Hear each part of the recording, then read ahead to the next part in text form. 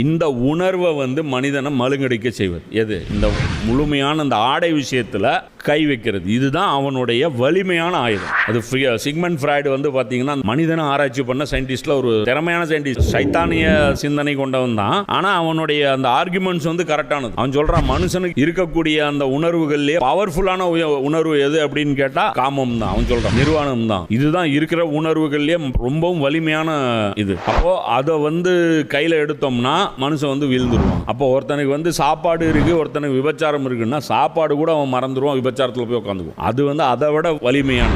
ஒருத்தனுக்கு விபச்சாரம் மட்டும் நீ தொடர்ச்சியாக கொடுத்துட்டே இருந்தீங்கன்னா அவன் அதை ரிசீவ் பண்ணிட்டே இருப்பான். அவனுக்கு சாப்பாடு தேவையில்லை. அதனால தான் இப்போ இன்னைக்கு உலகத்தில் என்ன பண்ணுறாங்க, இன்னைக்கு எந்த நாட்டிலையுமே வெள்ளைக்காரன் அத்தனை செலவு பண்ணுறான் இண்டஸ்ட்ரியில். அதெல்லாம் எந்த தேட்டரில் ரிலீஸ் ஆகுது அந்த படம்லாம்? எங்கேயுமே ரிலீஸ் ஆகுது. ஃப்ரீ அதுக்கு எடுக்கிறான். அங்கே செலவாகுதா இல்லை, காஸ்ட் ஆகுதா இல்லையா? ஆபாசம் படம் எடுக்கிறதுக்கு எடுத்து ஏன் ஃப்ரீயாக விடுறான்? எந்த தேட்டரில் ரிலீஸ் பண்ணி காசுலாம் பார்க்குறது? அவனுக்கு என்ன நல்லா தெரியும், மனிதக்குள்ள நாசமாக போகணும், ஆபாசம் பரவலாகணும், அது எல்லாம் மொபைல் ஃபோன்லேயும் கிடைக்கணும். இப்போ மொபைல் ஃபோன் மட்டும் இருந்தால் பத்தாது, நெட்டும் வேணும்.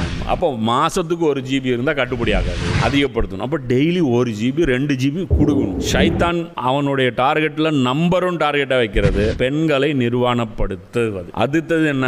பெண்களை அந்த நிர்வாணமான நிலையிலேயே வெளியே கொண்டு வர வைப்பது, ஆண்களை அவர்களை நோக்கி வைக்கிறது. இந்த 3ல இந்த விஷயத்தில் கமிட்டடாக அவன் வச்சுட்டானா உருப்படமா. ஒரு ஆம்பளை நாசமாக போகணும்னா விபச்சாரம் போகும். தவறான பாதை தான் மனிதர்களை அதிகமாக இருக்கும். விபச்சாரத்தில் பொறுத்த வரைக்கும் எப்பயுமே பார்த்தீங்கன்னா அதில் ஒரு போதை ஏற்படுத்திட்டே இருக்கும். கல்யாணம் பண்ணிடுவான், கல்யாணம் பண்ணவங்க கூட விபச்சாரம் பண்ணும். அதனால தான் இஸ்லாத்தில் கல்யாணம் பண்ணி விபச்சாரம் பண்ணுறான் அப்படின்னா அவனுக்கு எதுக்கு மரண தண்டனை? ஏன்னா அவனுக்கு நியாயமான அவனுடைய தேவையை பூர்த்தி செய்வதற்கு வீட்டில் அல்லாஹ் அவனுக்கு ஏற்படுத்தி கொடுத்துட்டான். அதை தாண்டி நீ விபச்சாரத்துக்கு வர்ற அப்படின்னா நீ இந்த உலகத்தில் மனிதனே கிடையாது, நீ மிருகம். அப்போ இந்த மிருகத்தை அடிச்சு கொன்னுறணும். இது வாழ்றதுக்கே அன்ஃபிட்டு அப்படிங்கிற. அப்போ இது எல்லாம் எவ்வளோ சென்சிட்டிவா பார்க்குறான். இந்த திருமணம் ஆனதுக்கு அப்புறம் விபச்சாரம் இன்னைக்கு எடுத்தோம்னா திருமணமானவர்கள் எத்தனை பேர் ஃபோனில் விபச்சாரத்தை பார்த்துட்டே இருக்கான். அவனுங்களால மூளையே வேலை செய்யாது. அவன் பிஸ்னஸில் டெவலப் ஆக மாட்டான், அவன் படிக்க மாட்டான், அவன் டெவலப் ஆக மாட்டான், அவன் வீடு வாங்க மாட்டான், அவன் உழைக்க மாட்டான், அவன்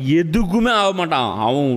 அவனை மாதிரி ஒரு பயந்தாங்குழி வேற யாருமே இருக்க மாட்டான். இந்த விபச்சாரத்தின் பக்கம் மட்டும் தொடர்ச்சியாக போயிட்டே இருந்தாங்கன்னா தன்னுடைய வீரத்தையே இழந்துருவான். நபி ஸல்லல்லாஹு அலைஹி வஸல்லம் காலத்தில் ஏன் சஹாபாக்கள் அவ்வளோ பெரிய வெற்றிகளை குவிச்சாங்க அப்படின்னா அவங்க கிட்ட விபச்சார கான்செப்டே கிடையாது.